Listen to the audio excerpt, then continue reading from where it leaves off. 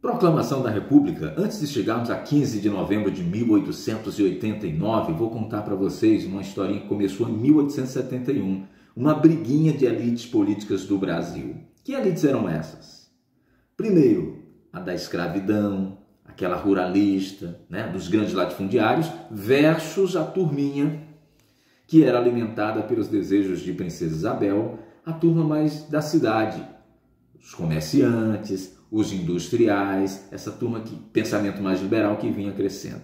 Com apoio, claro, da Princesa Isabel, que gostava de viajar pela Europa. Você percebe que entre 1878 e 1881 ela viveu na França, que lá era muito mais avançado, chegava no Brasil, via aquele atraso horrível e ela não gostava.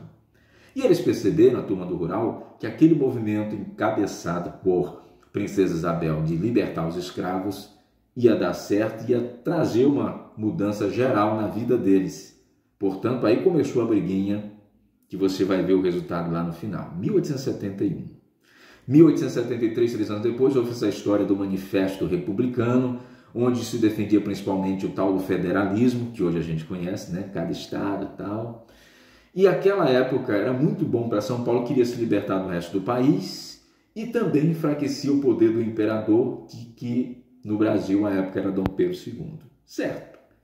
Vamos para 15 de novembro de 1889. Antes, dizer para vocês que essa história do golpe militar começou, na verdade, no dia 9 de 11 de 1889. O que houve naquele dia? Duas coisas importantes.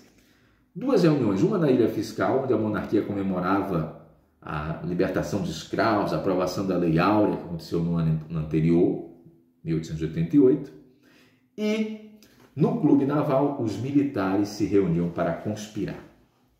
Agora perceba, senhoras e senhores, 3 nomes. Naquela época, o primeiro-ministro do Brasil era o Visconde de Ouro Preto, um cara chamado Afonso Celso de Assis Figueiredo. E quem era Marechal Floriano Peixoto? Ele era apenas o ajudante-geral do Exército. Quem era o outro cara importante que você sempre lê nos livros de histórias? Marechal Deodoro da Fonseca. Esse cara era um mito. Ele era um veterano de guerra, da Guerra do Paraguai, o cara mais respeitado dentro das Forças Armadas brasileiras. Esse, sim, iniciou essa mudança, monarquia-república, mas com um intuito diferente do que a gente conhece. Ele queria apenas depor o primeiro-ministro, Visconde de Ouro Preto, doutor Afonso Celso de Assis Figueiredo. Só isso.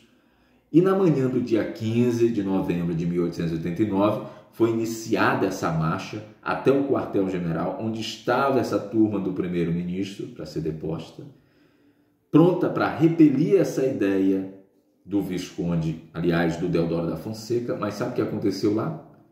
Quando o Deodoro da Fonseca, que apareceu em última hora para essa marcha, porque ele estava muito doente na época, chegou à frente da marcha, todo mundo bateu continência. Era um mito, o cara era veterano de guerra do Paraguai, um ser humano muito respeitado. Então, quem estava lá para repeli-lo, na verdade, fez continência. E ele entrou pacificamente, disse: você está demitido, ao Visconde de Ouro Preto. Demitiu todo o ministério, mas não queria mexer no imperador. Tanto que ele disse lá naquele dia: olha, quanto ao imperador, Dom Pedro II, tem minha dedicação, sou seu amigo, devo-lhe favores, seus direitos serão respeitados e garantidos. Mas sabe o que aconteceu? Veja, ele só queria depor o ministério. Não tinha essa história de depor, derrubar a monarquia e transformar o Brasil em república. Na cabeça de Deodoro, naquele momento, não. Mas o fuxico é o fuxico. Lembra de um cara, aí você já viu na rua, um cara chamado Benjamin Constant? Presta atenção. Quando o ministério, o Visconde de Ouro Preto, foi derrubado, essa história correu, obviamente, por alguma forma, chegou a Petrópolis ao imperador. O imperador disse: não, beleza, vamos trocar o primeiro-ministro, vamos colocar um que agrade as Forças Armadas e está resolvido. Nessa história surgiu o nome do Gaspar Silveira Martins, que o Deodoro da Fonseca odiava. Mas o imperador não queria o Gaspar Silveira Martins porque ele sabia que as Forças Armadas não gostavam dele. Ele queria o José Antônio Saraiva. Mas o Benjamin Constant foi lá no Deodoro da Fonseca e disse: olha, estão querendo colocar o Silveira Martins no novo ministério. Tá certo isso? Deodoro da Fonseca, que não gostava do Silveira, em algum momento, já da madrugada de 16 de novembro de 1889, dia seguinte, disse: acaba com essa putaria.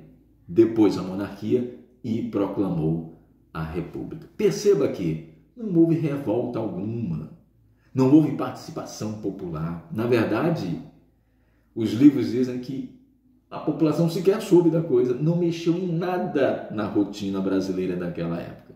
Depois sim é que houve os efeitos daquela noite, que foi pacífica. Basicamente não tem nada a ver com os quadros que são pintados da República e tal. Foi isso que aconteceu. Bom 15 de novembro para você.